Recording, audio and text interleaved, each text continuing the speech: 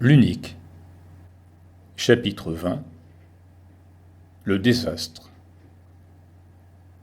Le café brûle les chairs. Des pages dans l'oubli. La tente pèse lourd. C'est à cet instant précis de sa lecture qu'un déluge de café s'abat sur Irénée. Cataec, cataec, cataec. Une tasse échappée des mains de sa femme s'écrase sur sa poitrine, trempant son t-shirt et le brûlant au passage. Alors qu'elle se penche pour récupérer l'objet, elle s'écroule sur lui. La chienne Cite, qui venait de sortir de dessous le lit, juste à temps pour contribuer à la chute de sa maîtresse, s'enfuit, en jappant plaintivement. Consciente peut-être de sa participation à ce petit cataclysme, elle ne réapparaîtra plus de toute l'après-midi. Le désastre est total. Irénée, le visage et le ventre en feu sous l'assaut du café brûlant, se redresse avec peine, tandis qu'Aimée, étourdie, se tient la tête, blessée par le lit qu'elle a heurté violemment. Tous deux terminent leur journée aux urgences de l'hôpital, le cœur lourd de douleur et de contrariété pour Irénée, de remords pour Aimée. De retour à la maison, l'un et l'autre sont recouverts de bandages en diverses parties du corps. Les brûlures d'Irénée ont causé d'énormes cloques gonflées d'eau, douloureuses et inesthétiques. Quant à sa femme, les médecins lui ont déclaré qu'elle a échappé de peu à la fracture du crâne.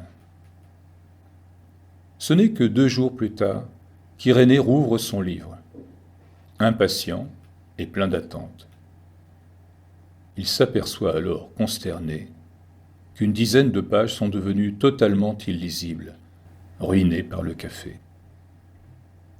Face à ce constat amer, va-t-il continuer à lire en tentant de se passer des pages détruites, ou attendra-t-il le retour de la petite famille en France pour tenter de se procurer un nouvel exemplaire, complet celui-là? Il ne reste que quelques jours de vacances, et les événements récents ont coupé le fil de sa lecture. Irénée ne veut pas gâter son plaisir, alors qu'il pressent pour l'histoire une direction et un souffle nouveau. Il décide donc d'en rester provisoirement là. Dès leur retour en Lorraine, il se mettra en quête du livre.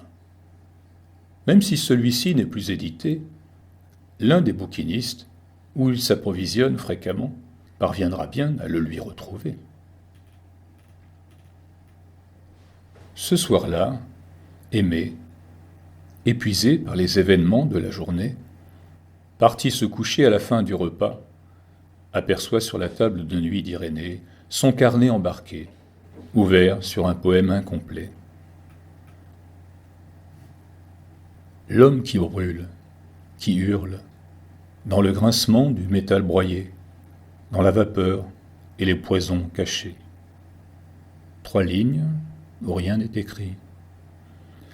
À lui les mots, pour voler mon rêve, à moi les cris, les gestes, la colère.